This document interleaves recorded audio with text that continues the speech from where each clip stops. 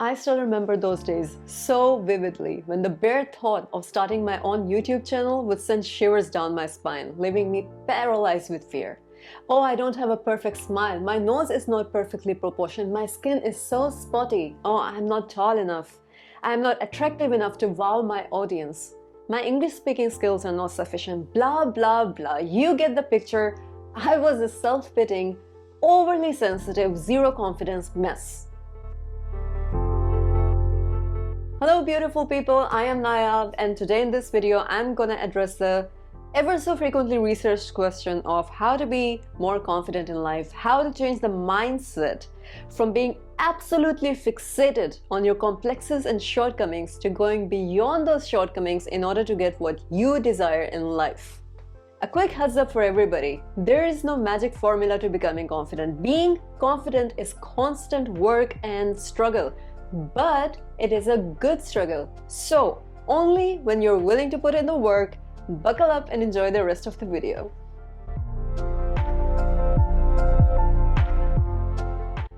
All those wanting to board the train of confidence should absolutely remember one thing, if nothing else. Spending countless hours excruciatingly comparing yourself to others is most likely gonna leave you feeling pretty deflated and worthless. This constant comparison to others is a perfect foolproof recipe for disaster that has a terrifyingly high potential of commencing a vicious cycle of low self-esteem and stress. We have all been there, right? Trapped in a dark and destructive place where we really feel like there is nothing we can do to look pretty, to impress others, to be ourselves, or just have a normal life. And it quickly leads to a point where it begins to feel like there is more comfort in accepting defeat and hiding yourself from the world than holding each one of your complexes by the throat and strangling them. I have spent so many years thoughtlessly measuring myself up against others that I can't even count them on the fingers of both hands.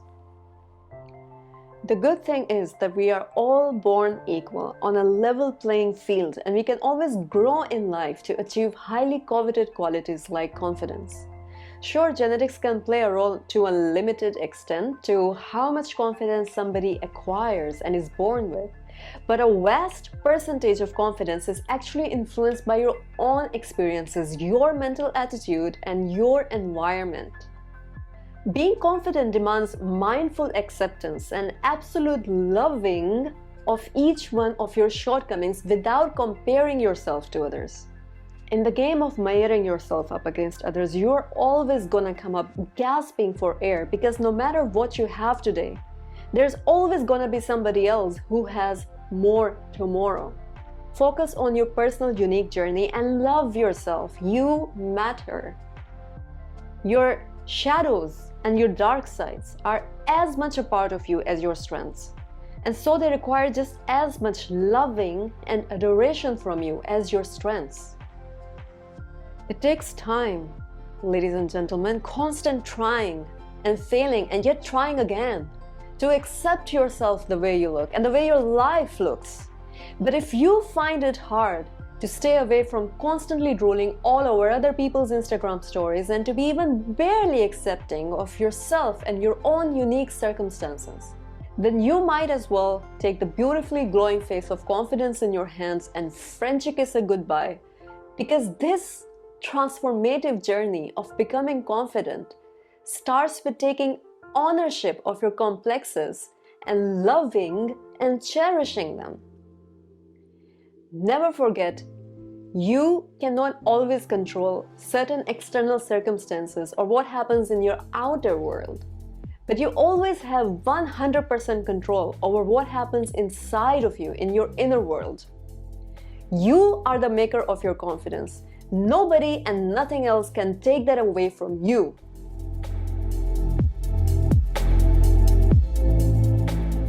One of the biggest reasons why people fail to radiate confidence and live healthy, fulfilled lives is because they are not hungry enough for the holy grail of confidence. They are not ready yet.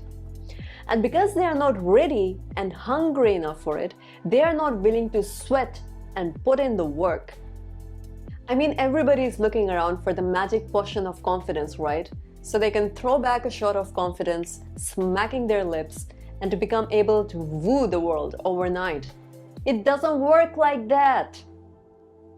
The reason you are not confident enough and charming enough is because you are not hungry enough for it. When you want to be confident as badly as you want to breathe, only then you will be amazingly confident. You need to have this wild, inextinguishable hunger. You have to get tired of being labeled zero confidence, underachieving nobody. You have to get absolutely fucking tired of living in your setbacks that steal your confidence. You have to come to the end of your wits.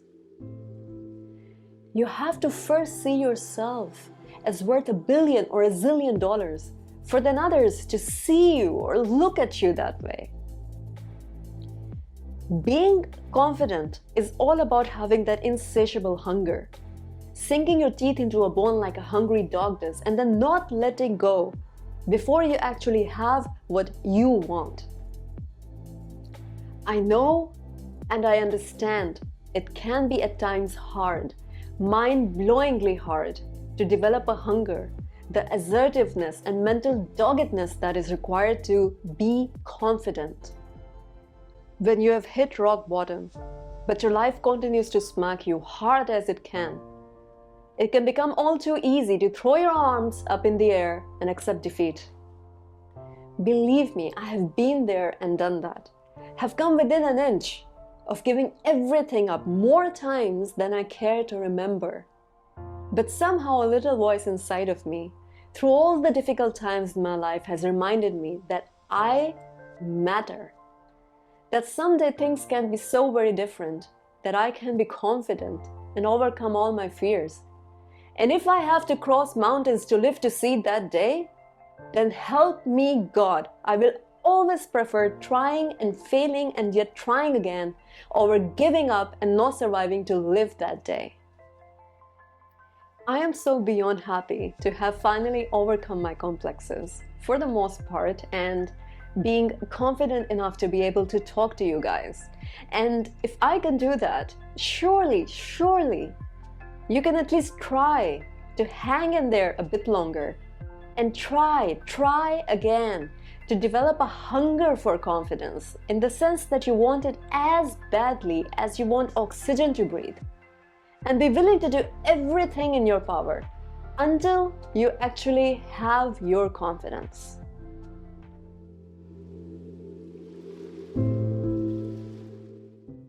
It is not just the way how you carry yourself or the way you groom yourself and dress up that conveys to people your confidence level, the how sure of yourself you really are. Sure, your looks can speak 1,000 words, and we have all heard the phrase, clothes make a man.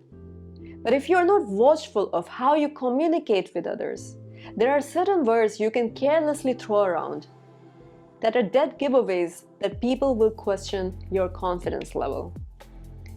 The way you express yourself and the words you use in front of others can be the make or break of your image.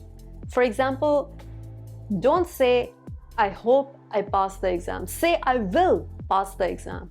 It doesn't matter if you are exceedingly well prepared or not. Give yourself permission to be fearlessly confident and replace your I hopes and I wishes with I wills. Whenever somebody tells me that they hope they will do something or they wish that something will happen, it always makes me question just exactly how sure of themselves they really are. On the contrary, if somebody says that they will make something happen, not hoping that things work for them, but that they will make them work, it is a sure giveaway that the person is confident and very sure of what they want. And this sort of confidence is attractive and it is fearless. If you're not confident in what you say or how you express yourself, nobody else hearing you will be either. For example, when you tell your colleagues that you might join them for drinks after work, you are encouraging people to question your confidence. Just how hard is it to give an outright no if you have other plans and don't want to hang around with your colleagues after work. Confidence is so attractive because it is so fearless. Being able to give a hard no in different situations, be it work or social life, is an important part of becoming confident. Words like might, hope, and wish, they color a kind of image for you that speaks to people that you are not confident enough, that you lack ability and mental strength, and are just too unattractively confused. Like anything else in life, this will take time and practice to actually get to a level where you will be able to next time say a clear no when you don't feel like partaking in a certain activity. But one day very soon, when you are able to do so, not only will it help to convey a confident image of you to people, but it will also save you countless hours of valuable time that you can rather spend doing something else that makes you feel good. Hard reality is that there is no magic pill that you can take to become the best version of yourself. Giving yourself permission to be fearlessly confident starts with you. Most people struggling with poor confidence actually stand in their own way and obliterate any chances of a healthy, fulfilled life. Yes, you cannot always control your outer circumstances, but you can always control what happens here within yourself. You are always making a choice to either spend your life being thrown around by the unforgiving waves of self-pity and despair, or you can pick up the pieces and start again from where you left off.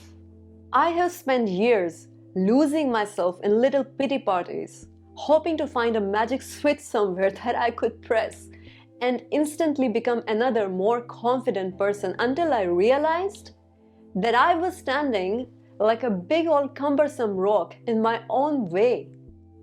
Think of yourself as you ideally want yourself to be, and sooner than later, you will actually become it.